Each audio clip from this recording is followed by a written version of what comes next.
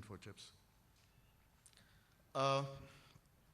As most of you might know, eInfochips was born about 18 years ago in '95 with me and one engineer in my home at Panchwati. Today we have about 1,000 engineering professionals. Thank you.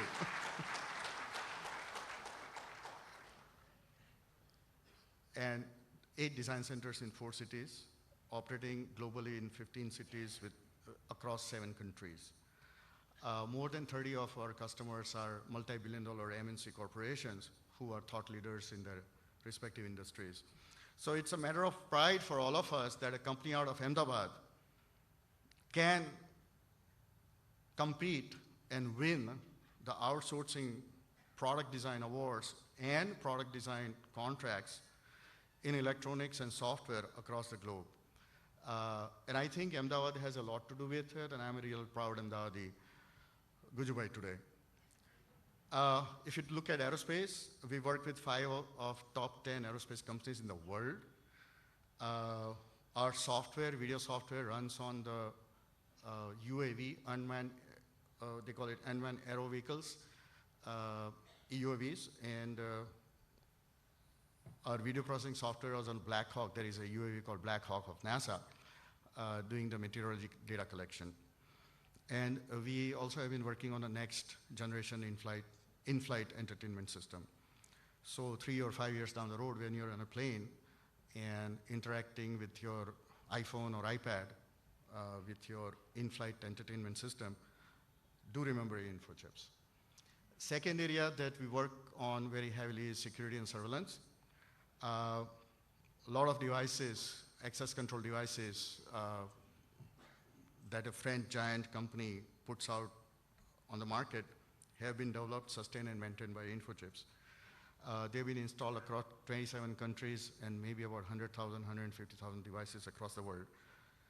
Our access control solutions have been deployed at international airports with the state-of-the-art security and surveillance 24/7, 365 days. We have deployed surveillance solution for the 4th largest grocery store in the world with 3,000 grocery stores in USA. On semiconductor side, we work with the top 3 semiconductor companies of the world out of the top 5. And on a continuous basis, we are assisting and helping these giants to put the next generation of mobile chips, networking chips, and so on and so forth to the entire world. We were also ranked number 1 by Gartner 3-4 years ago among all the semiconductor services companies of the world. And again, the credit goes to Ahmedabad and all the chipmates or the folks who work with eInfochips. So round of applause for all the chipmates.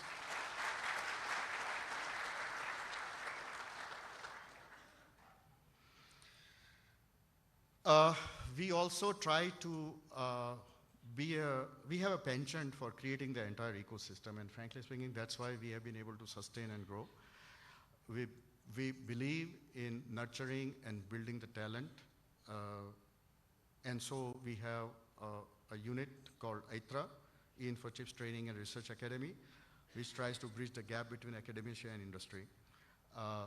Last year, we prepared 300 graduates to enter the industry. 295 of them are already placed within a few weeks of them getting trained. Hopefully next year we'll do about 1,000 students. We also contribute 1% of our profits to the various social causes, which is a matter of pride for us. And hopefully as we grow, so will our contributions. 18 years later, eInfochips has grown into a young adult, and it has gone through the trials and tribulations and the rites of passage that a teenager goes through, which I am very keenly, deeply, and painfully aware of, thanks to my daughter and my son. And I hope and I believe that eInfochips is finally ready to take off. In a sense, eInfochips is a very humble and modest attempt by Gujubais to put Ahmedabad on the electronics and software technology map of India and map of the world. People at eInfochips work very hard, and I'm proud of that. I'm proud of all of them. Lately, we have been attracting talents across the globe.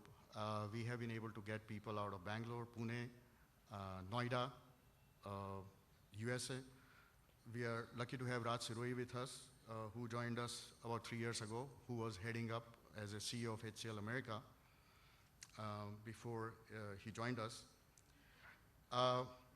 One thing I'd like to mention is that Ahmedabad really truly have superb infrastructure to offer to the various companies who want to do business in Gujarat and Ahmedabad.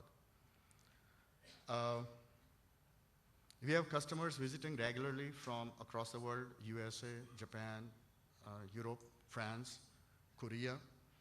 They visit us and they simply get amazed when they see Apnu Ahmedabad.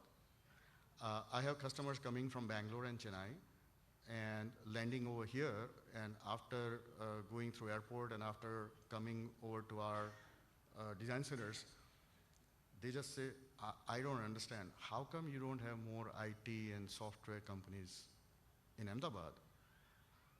They go gaga over the infrastructure, over the transport, over the availability of power, lack of pollution, and truly wonder that why can't we have more companies over here? And actually, so do I. I think what matters is it's not where you are, but it's what you do and how well you do it. And it truly doesn't matter how many times you go around the sun, but what you do while you are going around the sun. These are very important things. And I think somewhere deep down, I truly, honestly wish that there will be more companies in IT and software industry and electronics hardware over here. Only time can tell us that will happen or not, on a big scale. And that brings me to the topic of the day, engineering the future. One thing that most of us have a hard time visualizing is the fact that advances in technology or technological advances are very nonlinear. If you look at the first 50 years of the 20th century and the last 50 years of the 20th century, just the magnitude of difference will be 3 times more. And if you look at last 10 years vis-a-vis the last 50 years, the innovations that have happened not only in software and electronics, but all the other sciences, life sciences, biological sciences especially, are truly amazing and almost verges on the fringes of being unbelievable. I keep reading, and few things I've read is that there are micro robots now, which are like small insects or small fish or dragonflies, which go around doing a little bit of surveillance, little bit of data collection and data gathering about the meteorology. People are talking about thought-controlled flights, truly controlling the small aircraft with your thoughts. Remote surgeries are happening through robots. People are talking about mission to Mars and habitat in Mars by 2030.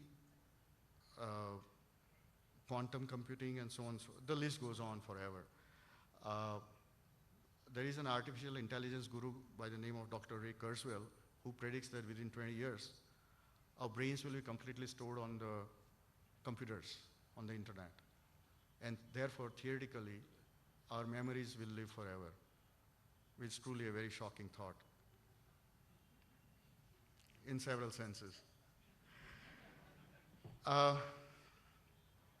believe that to engineer the future, we need to imagine what the future will be like. It is about visualizing how the technological advances can transfer our habits, our behavior, our productivity, and our lives. And this is especially very relevant and very true of India, where your daily earning power of media income is $2, which can very, very dramatically shift if we truly apply the technologies which exist today. And that's what the engineering is all about, is taking the technology, implementing it on an everyday use. I honestly believe that the future of India can be magnificently engineered by deploying technology through proper policies and their implementation. Who better then Sam to tell us how to do that and how to engineer the future. In closing, I believe that I've been blessed and lucky to have been able to create eInfochips with the help of chipmates. Some of the old-timers who have been with me through thick and thin for the last 18 years, Neeraj Patel, Shashank, Pramukh Bhai, our office boy Pankaj come to my mind. And thank you, all of you, for that. And I also thank Sam from the bottom of my heart for coming over here.